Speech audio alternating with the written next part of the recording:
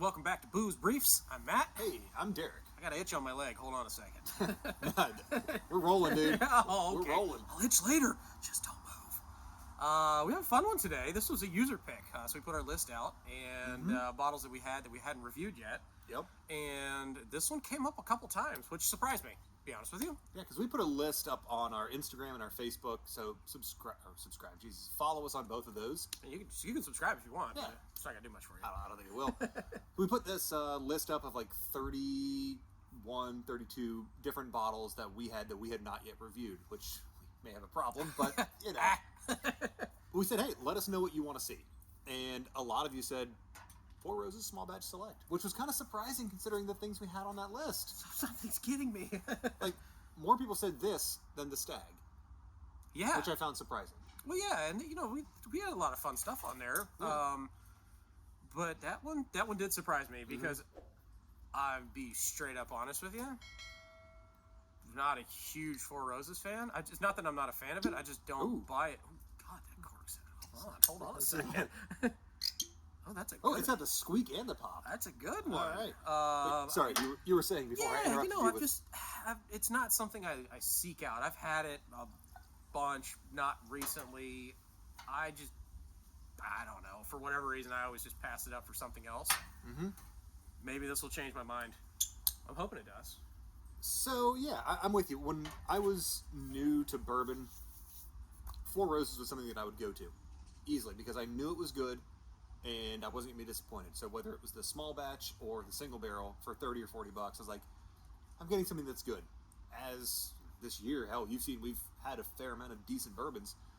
I've learned that it's not that I dislike Four Roses, but I'd almost always rather have something else. Yeah, so that was me with Makers. Like, I started with regular Maker's Mark, and that's what I had, or Jim Beam. God. Ooh. God, rot gut. Yeah. Still alive. Still kicking, maybe that's why. Can't keep me down. But Four Roses was never the go-to for me. No. It's readily available until you get to this level. Yeah, and this didn't used to be allocated, and at some stores in North Carolina it's not, and others it is. Hooray, government-controlled systems. The government up in my business. Yeah. So actually, they have a little hang tag on here that gives you some good information. It says, Four Roses Small Batch is yet another fine example of why our distillery is so unique. For this bourbon, I selected 3 of our proprietary yeast strains, VK and F, and used both mash bills. It's a mingling of 6 and 7-year-old bourbon. It's non-chill filtered, which it also tells you right up here on the neck, which I appreciate. Non-chill filtered to give it a more straight-from-the-barrel flavor, while remaining mellow and smooth at 104 proof. Mellow and smooth. So I died on the last one. Matt's dying now. We're even. Retains the richness and depth of 6 of our 10 recipes, gives it complexity. Mellow spirit is defined by a unique candied fruit flavor balanced by spice for a refreshing, nuanced taste that fades into a long finish that's characteristic of our family of bourbons. Wow, that drink's a whole lot hotter than 52.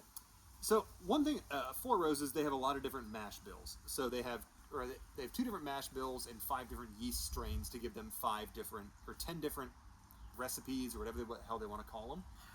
And what's annoying to me is they have 1 or 2 variants on the mash, 5 variants on the yeast strain, and they have 2 letters in each thing because it's like OBSV, OESV, whatever. The O and the S stay the same in all of these. So why not just have a 2-letter system? Yeah, if 2 of them are always the same, like it's obnoxious. Sorry. Obnoxious has an O and an S in it. How about that? I'm having issues. This episode. You got some, I got the answer. You got restless leg syndrome? Yeah, maybe. A little deep vein thrombosis and you can get walk around the plane? Yeah. Alright, so yeah, 52%. Let's see what I get a lot of char on the nose. Yeah, let's see what their website, see if it says anything about the nose. No. No, it doesn't say a damn thing. It just tells you the awards that it won.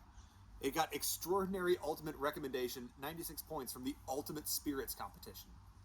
That's a whole lot of adjectives to say that you got second place. I mean, right? And as 2 guys who played on a golf team who sucked, we never did worse than second in head-to-head matchups. That's true. And that's Extraordinary Ultimate, the best of the bestest. Second place. It's thicker than I remember. Mm-hmm. Oh, yeah. So it's probably been a month since I've tasted this. So I've had some air get into the bottle. Yeah. Do some good things. So the 6 batches that are in here, Jesus. The 6 recipes in here, one has delicate fruit, spicy and creamy. One is rich in spiciness with full body. Mint, fruity, spicy, full body. Delicate fruit, fresh and creamy. Spicy, full body. Mint, fruity, full body. See what I mean? How this is annoying? That is annoying. I don't... And they're 2 mash bills, so what is it? Is it like 3 of each in here? Let's see which Up to 6. stupid letter. Yeah, okay, so... And you don't know what percentage is each. So, let's just say it's 50-50. The mash bills are 60 corn, 35 rye, 5 malted barley. Okay. The other one is 75 corn, 20 rye, 5 malted barley. Like, I don't know if they're trying to impress the chemists out there or what they're doing. It's not like you can decipher that. Yeah. You're not going, that taste? That was 63. Now, in the single barrel program where you can go, oh, that single barrel is this one OBSQ. Yeah, that makes sense. Cool. But when you blend all of these and don't tell me the percentages, it's kind of up your own ass. Yeah, I mean, you got an extra awesome ultimate second place. Got a floaty from the tree in my... Floating from the tree! In my bourbon. Floating from the tree in my bourbon! See what yeast strain that was. Yeah. Oh, well, he's fumbling with his spoon. What'd you pay for it? What did I pay for it, or what I pay for it? What did you pay for it? I think I paid $60 American. Ooh, $60 American. It's 112 Canadian. It's got a cool-ish bottle. Like, on the nose, I truly don't get a ton on the nose. How about you? I get the charcoal, that's it. I get charcoal filter. That's what I smell. Oh, they don't charcoal filter it. I know, but it's a weird, like, charred... I kind of pick up what you're saying, though. Yeah, it's not... You shouldn't get that, but that's what I smell.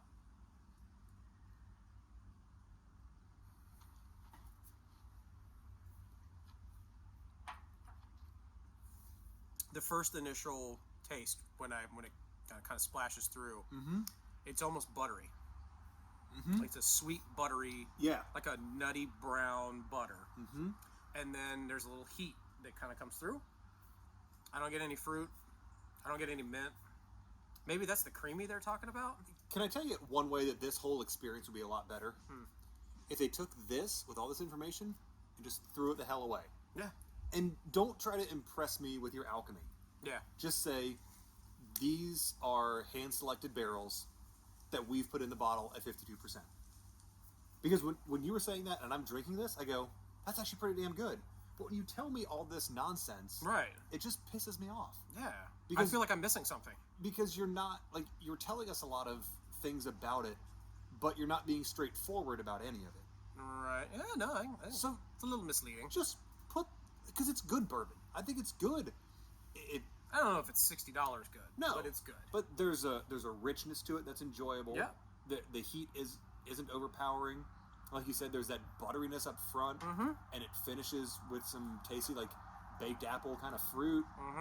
A little bit of that mintiness on the finish. Like, the flavors are all really good, but all the information they've put around Four Roses, while trying to again seem forthcoming, while also being like the Wizard of Oz. Dude, I was just getting ready to say it's a little Wizard of Oz. Yeah. Like, don't look behind the curtain. Yeah, we're gonna tell you there's a lot of cool stuff going on back here, but not gonna really give you the know-how. Yeah, either do what Crown Royal does and say this isn't on our website. Figure it out, kid.